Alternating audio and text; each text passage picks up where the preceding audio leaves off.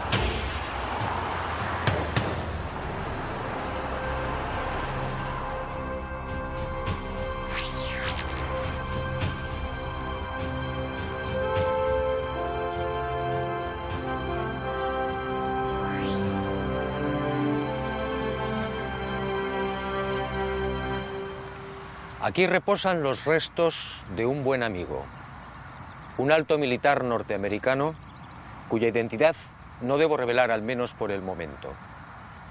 Él forma parte de la historia que quiero contarle, una historia oscura que usted probablemente no creerá. Pero ese es mi deber, sembrar la duda. Sígame y descubra una historia que jamás fue contada.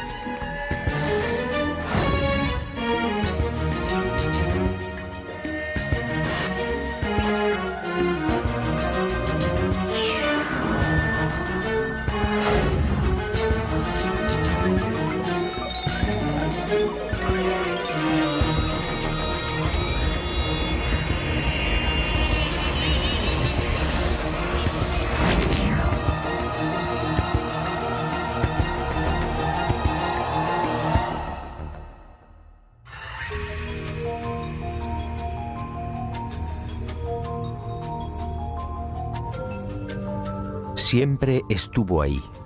El hombre primitivo alzó también la vista hacia ella y sintió curiosidad.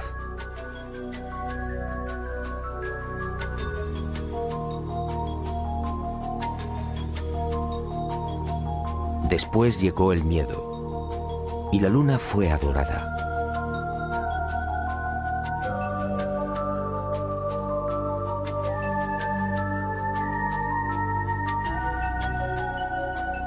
Más adelante los seres humanos la convirtieron en un sueño, a veces bello, a veces terrorífico.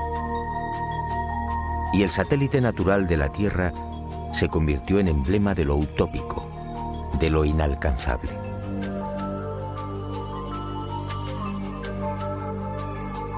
Hasta el siglo XX la Luna fue propiedad de poetas y soñadores.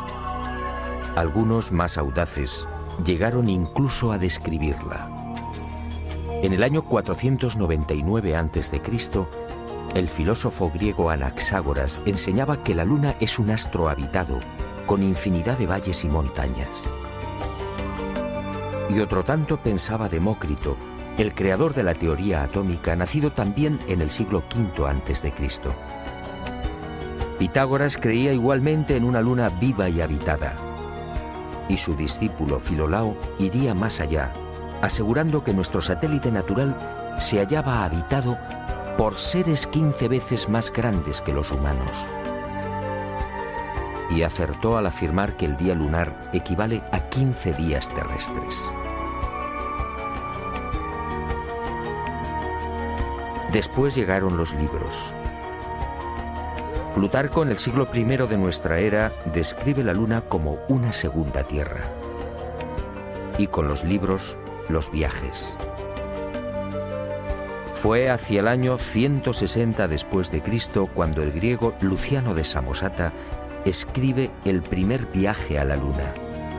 En su obra Historia verdadera, una tromba de agua arrastra un barco hasta la superficie lunar. Ariosto, en el Orlando Furioso, asegura que la luna es un gran valle en el que se encuentra todo lo que hemos perdido en la tierra: riquezas, coronas, honor y esperanza. En 1638 aparece en Inglaterra El hombre en la luna, otro libro que causa sensación. Su autor, el obispo Francis Godwin, envía a la luna al aventurero español Domingo González con la ayuda de una pareja de gansos amaestrados. Fue con Galileo en el siglo XVII cuando las viejas ideas de los griegos sobre la luna empiezan a tomar consistencia. Galileo inventa el telescopio y queda asombrado al contemplar los cráteres y las grandes superficies oscuras que son identificadas con mares. En 1647, John Hevelius traza el primer mapa lunar y lo publica en su libro Selenografía, afirmando que la luna estaba repleta de ciudades.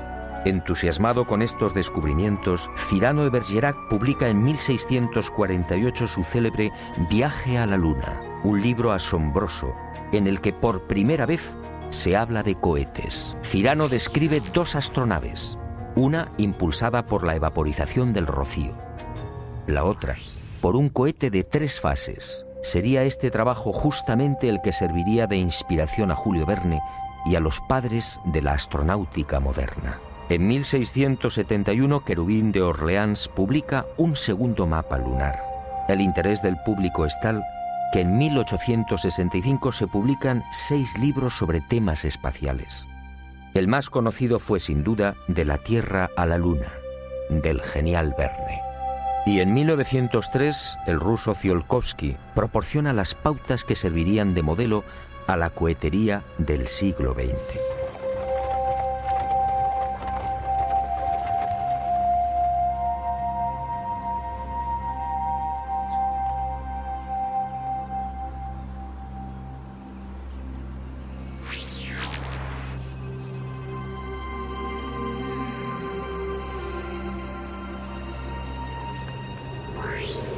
Antes de entrar de lleno en las claves de esta historia, permítame un apunte que guarda estrecha relación con lo que quiero contarle. Sígame de nuevo y guárdelo en su memoria.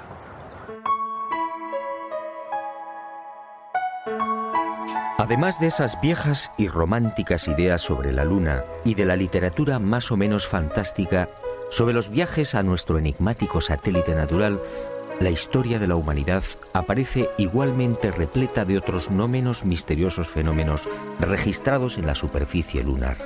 En el verano de 1178, al poco de ponerse el sol, un grupo de monjes de la Catedral de Canterbury observó en el filo de la Luna un formidable resplandor acompañado de gigantescas llamaradas. En 1789, el astrónomo Schroeder contempló atónito una enorme zona iluminada en la llamada región de los Alpes lunares. A lo largo de ese año, otros observadores dieron fe de la presencia en la superficie de la Luna de increíbles y desconcertantes luces que se movían entre mares y cráteres. En 1820, el también astrónomo François Arago publicó en los Anales de Química y Física el relato de otra asombrosa observación. Durante un eclipse, toda una formación de luces evolucionó sobre la Luna, manteniendo el orden de vuelo durante los virajes. En 1843, el mencionado astrónomo alemán Johann Schroeder asistió a otro fenómeno para el que tampoco se ha encontrado explicación. Al observar el cráter Linné en el Mar de la Tranquilidad, el científico comprobó algo desconcertante. El citado cráter de unos 7 kilómetros de diámetro cambiaba regularmente de forma. Poco después, para asombro de la comunidad científica, el cráter en cuestión desapareció por completo. ¿Qué había ocurrido? En 1971, Apolo 15 sobrevoló la zona y fotografió Linné. El desconcierto de los astrónomos fue total. El cráter Linné solo tenía 2.700 metros de diámetro y estaba allí. En 1877, el astrónomo inglés Klein fue testigo de otras intensas y rápidas luces que se dirigieron al centro del cráter Platón.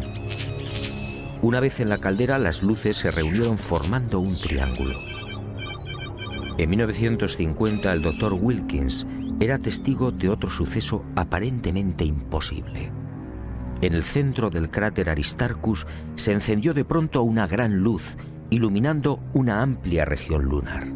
Grandes llamaradas en la superficie de la Luna, luces en formación.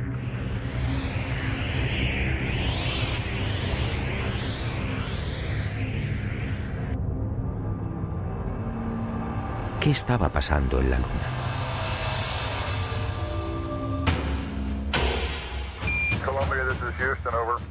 Y en julio de 1969, al fin, el ser humano cumplió su viejo y añorado sueño. El Apolo 11 se posaba en el Mar de la Tranquilidad.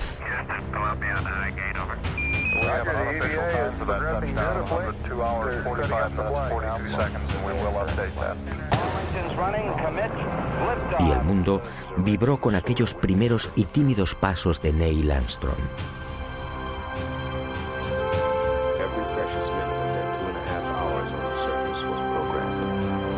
Pero el mundo, una vez más, fue engañado.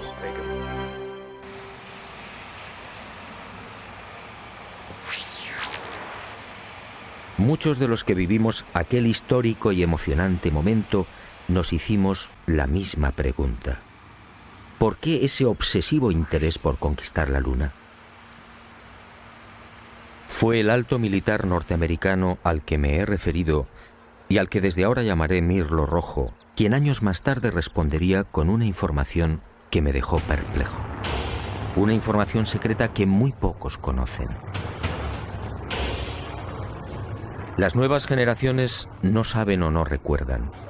A la Luna se fue a investigar, sí, y se ha dicho también que fue una cuestión de prestigio.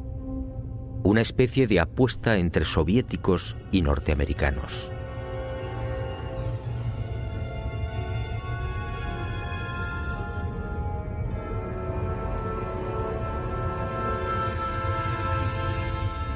Pero hubo algo más.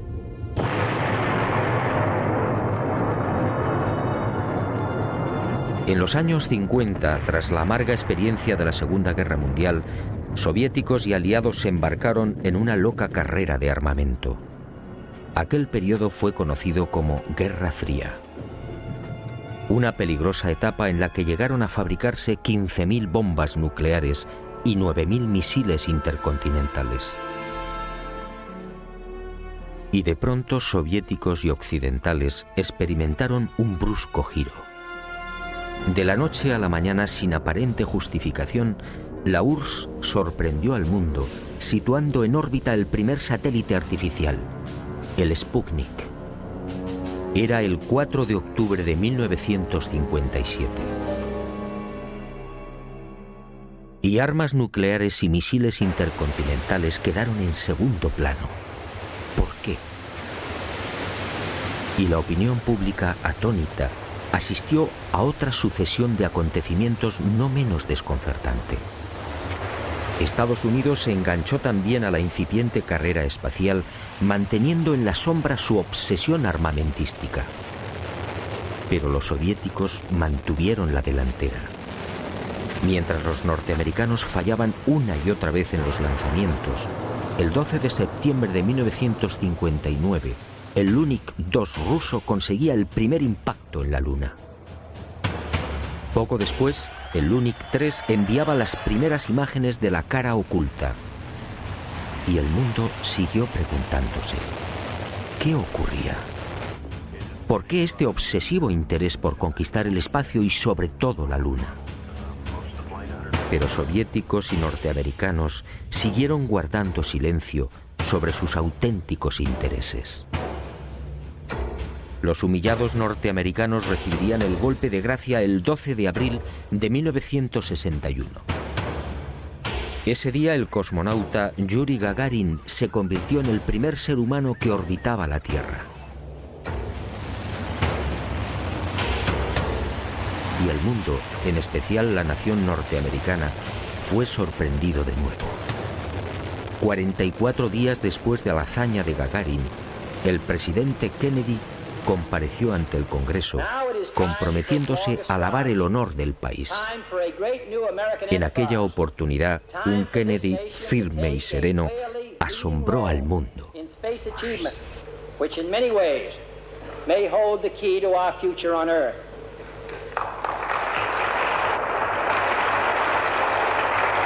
I therefore ask the Congress, above and beyond the increases I have earlier requested for space activities, to provide the funds which are needed to meet the following national goals. First, I believe that this nation should commit itself to achieving the goal, before this decade is out, of landing a man on the moon and returning him safely to the Earth. ¿A qué se debían estas extrañas prisas? ¿Qué estaba ocurriendo? Aparentemente las palabras de Kennedy obedecían a la necesidad de recuperar el prestigio y la hegemonía militar. Y era cierto en parte. La verdad era otra. La verdad llegaría años más tarde y de la mano de Mirlo Rojo. Él confió en mí y me hizo partícipe de su gran secreto. Un secreto tan espectacular como diabólico.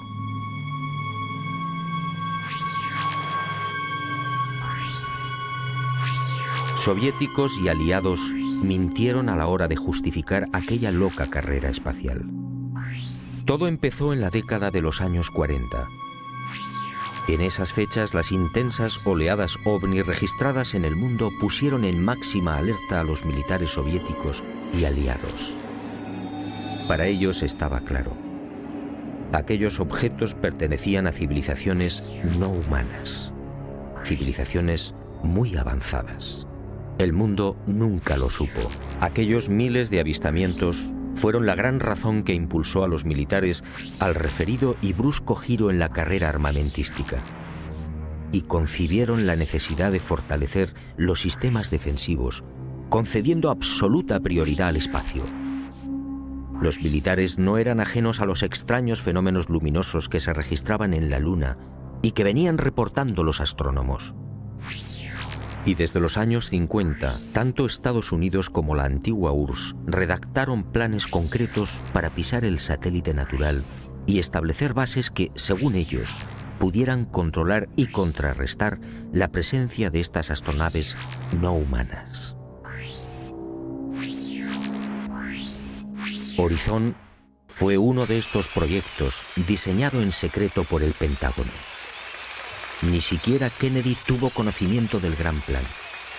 Sencillamente fue engañado. Y consideró de buena fe que los Estados Unidos deberían ser los primeros en ese supuesto desafío técnico y científico. Según Mirlo Rojo, la campaña de intoxicación desplegada por las diferentes agencias gubernamentales norteamericanas y los servicios de inteligencia hizo el resto. Kennedy y la opinión pública mordieron el anzuelo. En la noche del 24 al 25 de julio de 1955 se produjo un nuevo incidente ovni que aceleraría los planes de los militares. Esa noche los observatorios astronómicos de Leningrado y Monte Palomar descubrieron un gigantesco cilindro a 500 kilómetros de la Tierra, orbitando a 30.000 kilómetros por hora. El objeto tenía más de 10 kilómetros de longitud. Días después, soviéticos, norteamericanos, franceses e ingleses se reunían en secreto en Ginebra, confirmando sus temores. Aquella formidable máquina, obviamente, no era humana. Pero ocurrió algo imprevisto. Los soviéticos no aceptaron los consejos y directrices de los militares aliados para establecer un proyecto conjunto en el control del espacio. Y el 4 de octubre de 1957, ante la sorpresa del mundo y la irritación de los aliados, tomaron la delantera con el ya referido lanzamiento del Sputnik.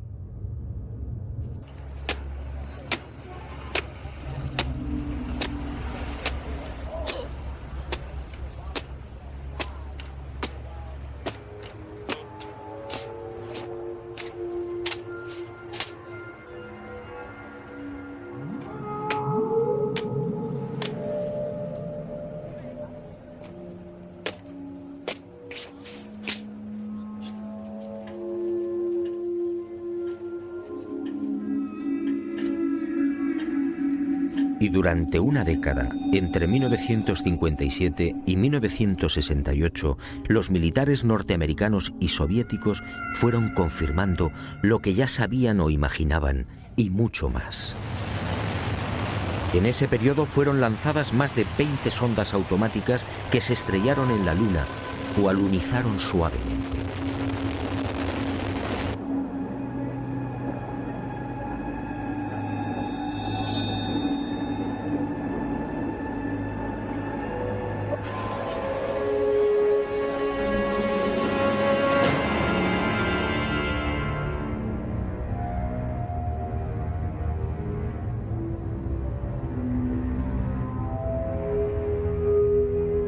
En total, sin contar las imágenes obtenidas por la URSS, la NASA recibió 230.000 fotografías del satélite natural.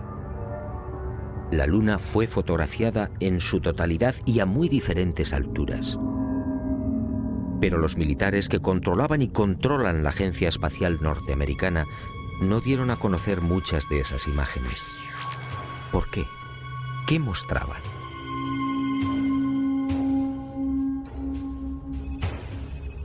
Cuando Mirlo Rojo me entregó algunas de estas fotografías, quedé desconcertado.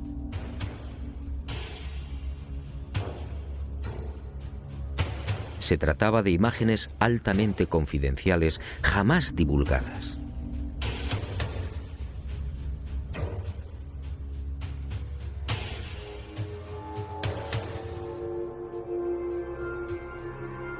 En una de ellas, tomada por la sonda Orbiter 2 en noviembre de 1966, se aprecian dos muros o carreteras paralelos de 27 kilómetros de longitud.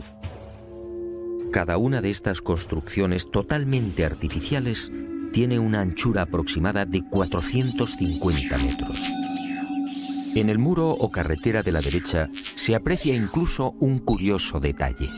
La construcción ha sido alterada rompiendo la impecable línea recta con una curva de 1000 metros. En otra de las fotografías, los militares norteamericanos descubrieron lo que llamaron la Gran Presa, una no menos enigmática construcción de 5 kilómetros de longitud al norte del Mare Imbrium. El 19 de noviembre de 1966, la misma Orbiter 2 captaba a 48 kilómetros de altura y sobre el mar de la Tranquilidad otra extraña formación. En esta ocasión se trataba de enormes pilares o monolitos perfectamente alineados de 3 en fondo. En total, 30 obeliscos de idéntica altura. Aquello obviamente no podía ser una formación natural. En total, según mi confidente, NASA terminó censurando 900 fotografías. Todas ellas pasaron directamente a los archivos del Pentágono. En ellas se distinguen grandes plataformas, posibles ruinas de edificios o ciudades, carreteras y gigantescas cúpulas. Las sospechas de los militares en efecto se cumplieron y prosiguieron con el plan previsto.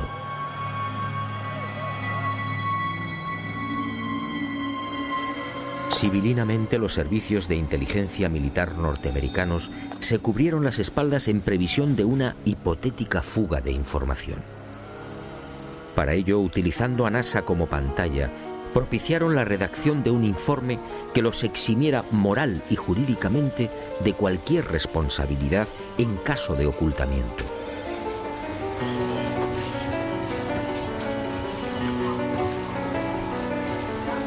Este documento, conocido como Informe Brookings, redactado por prestigiosos científicos, sociólogos, políticos y economistas, fue presentado a la Cámara de Representantes e impreso en abril de 1961. Curiosamente, un mes antes del célebre discurso de Kennedy en el Congreso. Es decir, cuando NASA, la gran tapadera de los militares, estaba a punto de recibir luz verde y los necesarios dineros para el proyecto Apolo. En este informe, además de reconocer que la vida extraterrestre es una posibilidad real, se aconseja a NASA que no difunda los posibles hallazgos que pueda encontrar en la carrera espacial. En la página 215, en la sección titulada Implicaciones de un descubrimiento de vida extraterrestre, el documento señala que la exploración del espacio podría desembocar en el hallazgo de artefactos no humanos. En ese supuesto, continúa el informe Brookings, nuestra civilización se vería amenazada por un irremediable proceso de desintegración, tal y como ha sucedido en la Tierra, en otras épocas y con otros pueblos. Este documento, efectivamente, no deja en buen lugar a la supuesta democracia norteamericana. Hablemos claro. En el informe Brookings, sencillamente, se anima a NASA a ocultar información. Y eso fue lo que hicieron.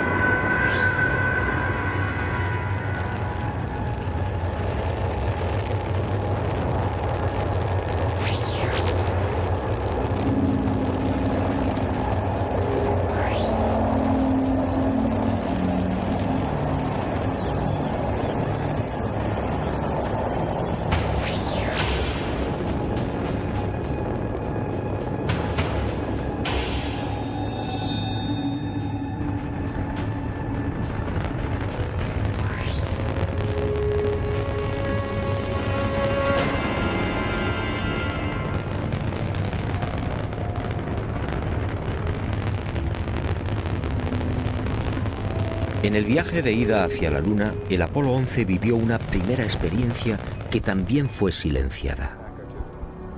Cuando se hallaba a 200.000 kilómetros de la Tierra, un extraño y gigantesco objeto apareció en las proximidades de la nave. Los astronautas lo describieron como una formidable L, algo similar a una maleta abierta, aunque en ocasiones cambiaba de forma, adoptando la figura de un cilindro.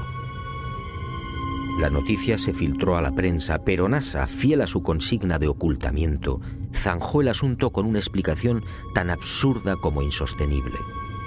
Lo observado por el Apolo 11 solo era el sobrealimentador del cohete Saturno IV. Absurdo, sí, porque en esos momentos la referida fase del cohete se encontraba a 10.800 kilómetros del Apolo. Pero las mentiras de NASA apenas habían empezado. A casi 380.000 kilómetros de la Tierra, muy cerca ya de la superficie lunar, el Apolo descubrió otras luces que volaban en formación.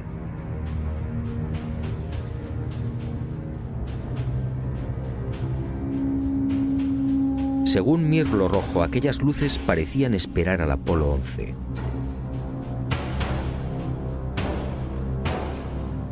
Eran muy brillantes y volaban en perfecta formación.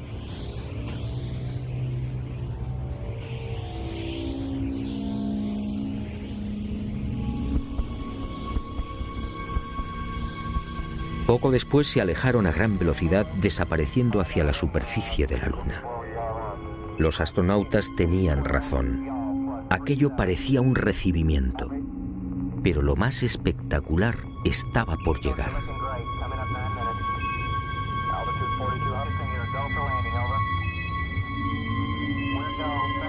Armstrong y Aldrin descendieron finalmente. Su compañero Collins permaneció en órbita lunar a 110 kilómetros de altura.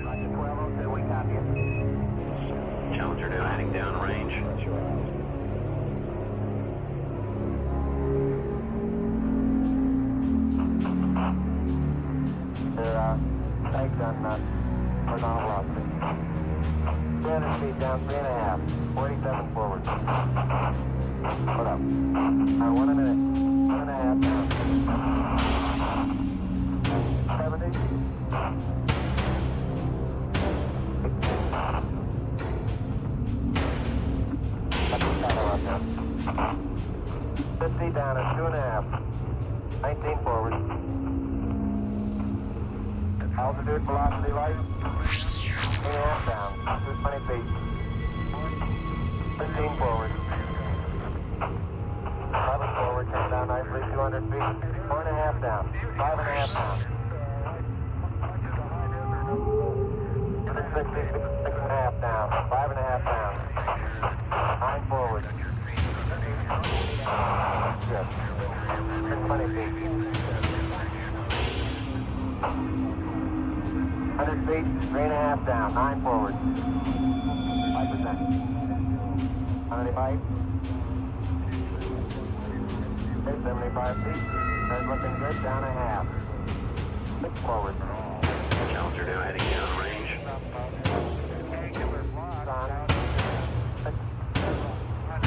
Y al poco de aquel histórico alunizaje, Armstrong y Aldrin volvieron a sobresaltarse. La frecuencia cardíaca se disparó hasta 150 y 160 latidos por minuto. Las palabras de Armstrong, atropelladas, dejaron perplejos a los técnicos de Houston.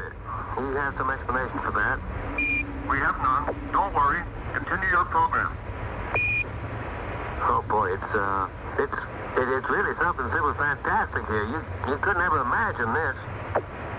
Roger, we know about that. Could you go the other way? Go back the other way. Well, this guy ridge should, pretty spectacular. God, what is that there? That's Apollo. What the hell is that? Go Tango. Tango. There's kind of light there now. Al otro lado del cráter, existente a poco más de 60 metros del Águila, habían aparecido unas naves y unos seres. Objetos en forma de disco y perfectamente alineados sobre el terreno. Y junto a ellos varios seres muy altos, con trajes blancos y ajustados.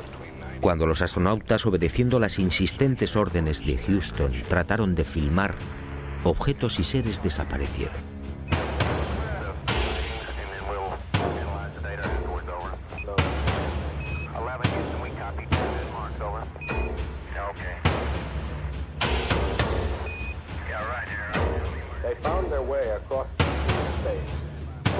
Y llegó el momento culminante, el verdadero objetivo de Apolo 11, la secreta razón que impulsó a los militares a conquistar la Luna.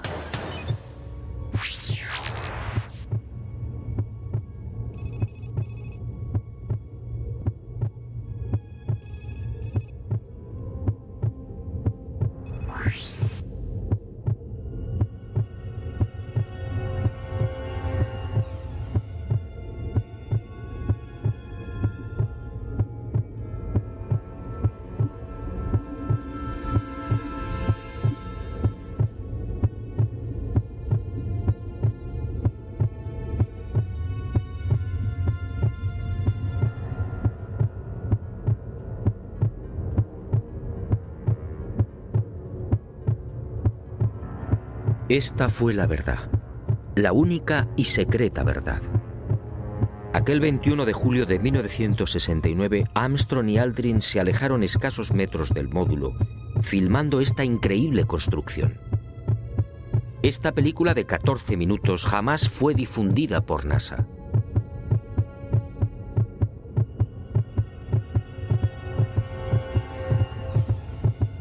Mirlo Rojo fue uno de los pocos norteamericanos que tuvo acceso a ella. A escasos metros, sí, del Águila. Y no fue casualidad. Todo estaba minuciosamente programado.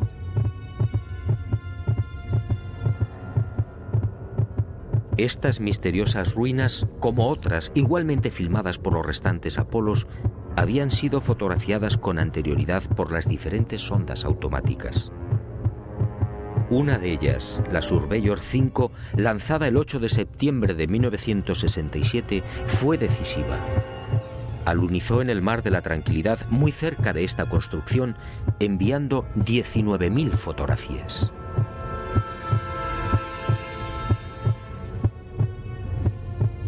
Edificios en ruinas. Edificios en la superficie de la Luna. Edificios aparentemente de una gran antigüedad. Pero, ¿quién los había levantado? Nosotros los humanos, obviamente no. Solo quedaba una respuesta. Esto era obra de una civilización no humana.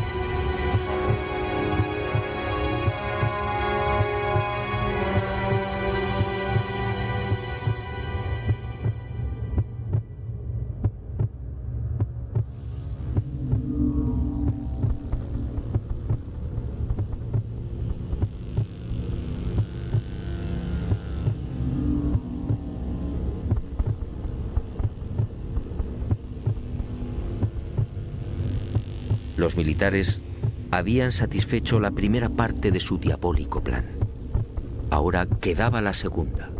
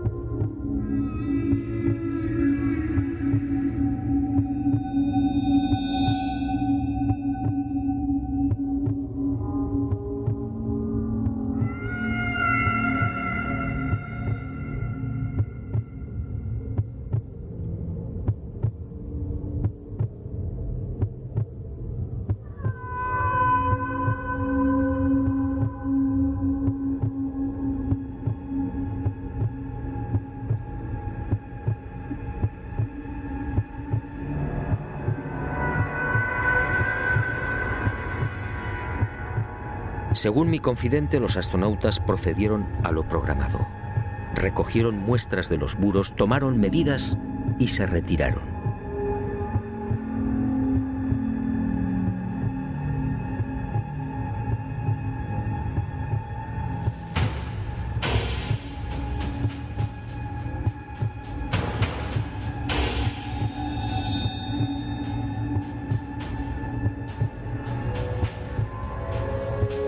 La insólita construcción, muy parecida a un hangar, medía 60 metros de longitud con una altura máxima en los muros de 9 metros. Presentaba 12 huecos o ventanas y una especie de puerta frontal de 5 metros de fondo por 3 de altura. Según los análisis practicados en la Tierra, el material con el que había sido construido era similar al de la superficie lunar. Un 60% de los átomos era oxígeno, con un 0.01% del peso constituido por hidrógeno.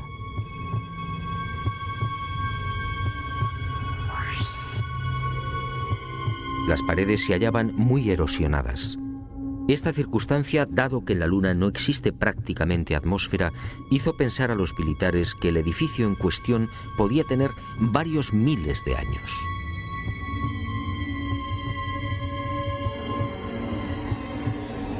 La secreta excursión de Armstrong y Aldrin a este hangar y naturalmente los 14 minutos de película jamás fueron difundidos por NASA. Oficialmente no existen. Pero poco faltó para que la increíble aventura se filtrara a la opinión pública. Todo se debió a un error de NASA que permitió la publicación en aquel 21 de julio de una escueta e incomprensible noticia. En un teletipo que dio la vuelta al mundo se afirmaba textualmente: el corazón del astronauta Neil Armstrong alcanzó las 160 pulsaciones por minuto al finalizar hoy su paseo lunar, mientras se hallaba trabajando en la dura operación del cargamento de muestras de rocas y suelo lunar. El hecho pasó prácticamente desapercibido, pero algunos con toda razón se preguntaron: ¿cómo era posible que Armstrong sufriera semejante aceleración cardíaca en el más que inofensivo y cómodo transporte de rocas lunares?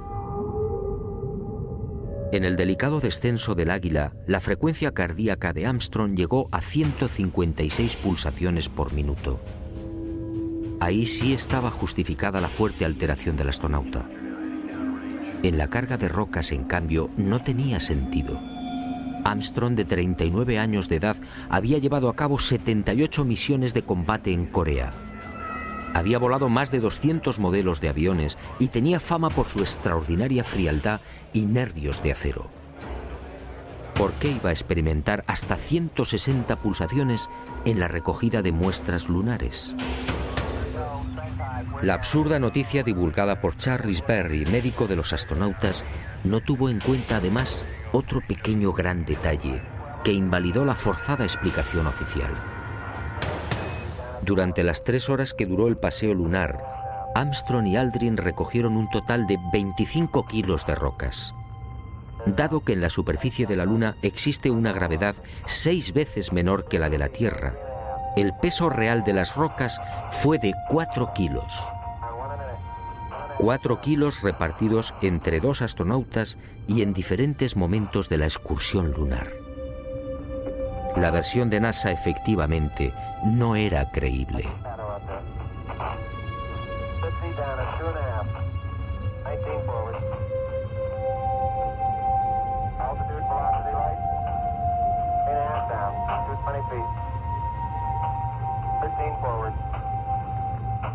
Una vez más, mintieron. No fue el insignificante peso de las rocas lo que precipitó el corazón de Armstrong. Fue la visión de aquel edificio. A pesar de su excelente preparación física y mental, el astronauta, consciente de la trascendencia de lo que tenía delante, no pudo evitar la lógica e intensa emoción. Y otro tanto sucedió con Aldrin. Pero la frecuencia cardíaca de este último no fue registrada porque los circuitos electrónicos del traje espacial no se hallaban conectados a la consola que recibía la información biomédica.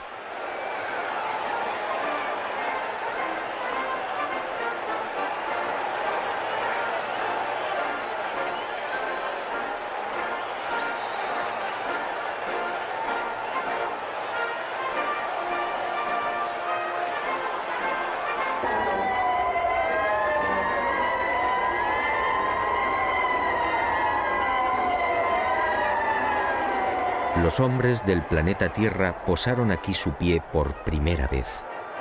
Julio de 1969. Hemos venido en son de paz, en nombre de toda la humanidad. Así reza el texto de la placa dejada por Apolo 11 en una de las patas del Águila, el módulo lunar que supuestamente todavía sigue en la Luna. ¿En son de paz? Nueva mentira de NASA y de sus propietarios, los militares norteamericanos.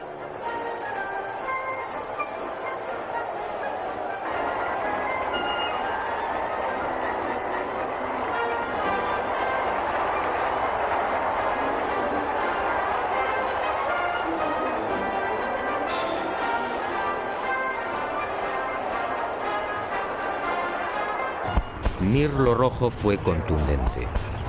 Hasta diciembre de 1972, fecha en la que se interrumpe el proyecto Apolo, otras 5 naves volaron a la Luna.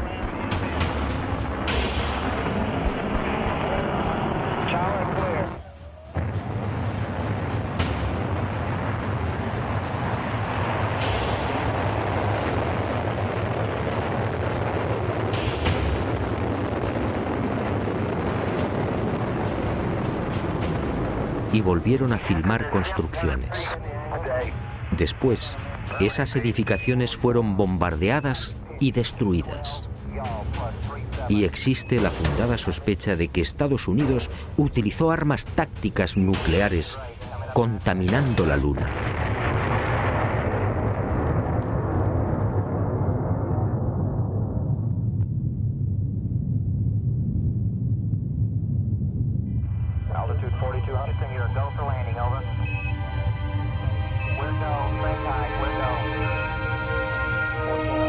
Así se cerró la segunda fase del diabólico plan.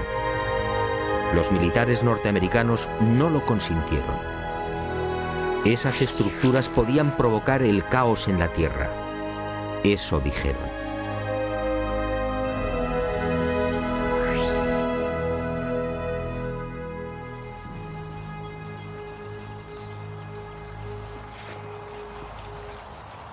Sí, amigo. En los restantes Apolo sucedieron muchas cosas, cosas extrañas y secretas. Pero esa es otra historia que quizá algún día me decida a contar, suponiendo, claro está, que siga vivo. Por cierto, desde aquel diciembre del 72 han transcurrido más de 30 años. ¿Estamos pensando lo mismo?